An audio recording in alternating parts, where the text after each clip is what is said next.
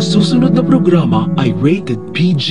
Ito ay nangangailangan ng patnubay at gabay ng magulang para sa mga batang manonood. Kahit kasal na si Lynette kay Carlos, umaasa pa rin si RJ na sila pa rin ni Lynette ang magkakatuluyan sa huli dahil sinabi nito sa sulat na siya ang mahal nito at awa lang ang kay Carlos. Wala namang kamalay-malay si Lynette na impyerno pala ang pinasukan niyang buhay dahil si Carlos ang pinili niyang pakasalan kaysa sumama kay RJ na totoong mahal siya. Ang buong akala kasi ni Lynette na si Carlos na ang forever niya dahil mahal siya at mahal rin ang anak niya kahit na sinabi na ni RJ sa kanya na basagulero si Carlos. Bulag si Lynette sa pananakit ni Carlos kaya okay lang sa kanya na saktan siya o sigawan dahil siya ang sinisisi ni Carlos na kasalanan niya kung bakit siya nasasaktan.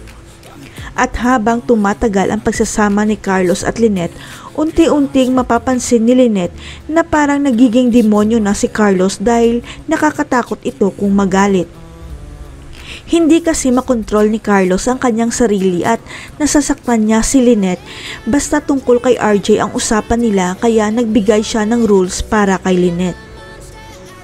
Ang gusto ni Carlos na mangyari, bawal si Lynette na makipag-usap o makipagkita kay RJ kung hindi siya kasama dahil siguradong malalagot si Lynette sa kanya. Hindi naman kasi maiwasan ni Lynette si RJ dahil siya pa rin ang tatay ni Annalyn kahit kasal na siya kaya may pagkakataon na pag-uusapan nila ang tungkol sa anak nila. Hanggang sa mahuli ni Carlos si Lynette na kinakausap si RJ na wala siya, kaya nakatikim ng matinding bugbog si Lynette kay Carlos at hindi magawang magsumbong ni Lynette. Dahil palaging sinasabi sa kanya ni Carlos na kasalanan niya kung bakit siya nabugbog dahil hindi tinupad ni Lynette ang rules ni Carlos na bawal makipag-usap kay RJ. Pero kinaya pa rin ni Lynette ang pananakit sa kanya ni Carlos dahil kasal silang dalawa kahit naiisip niya na parang pinagsisisihan niya na si Carlos ang pinili niya kaysa kay RJ. Hanggang sa malalantad na ang pinakatago-tagong sikreto ni Carlos at Zoe na sila ang tunay na mag-ama dahil ipina-DNA test ni Lolo Pepe si Zoe at hindi sila nag-match.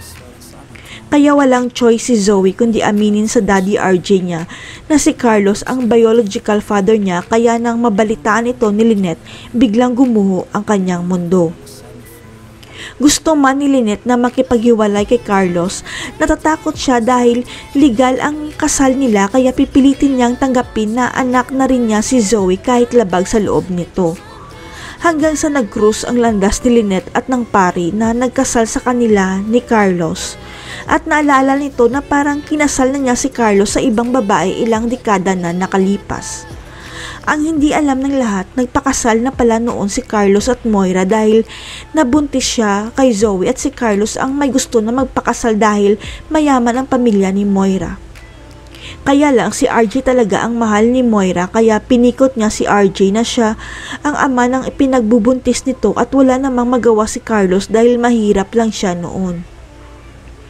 Ito ang dahilan kaya galit na galit si Carlos kay RJ dahil nasira ang plano niya na magkaroon ng ospital dahil kay Moira kaya lahat ng mahal ni RJ aagawin rin niya.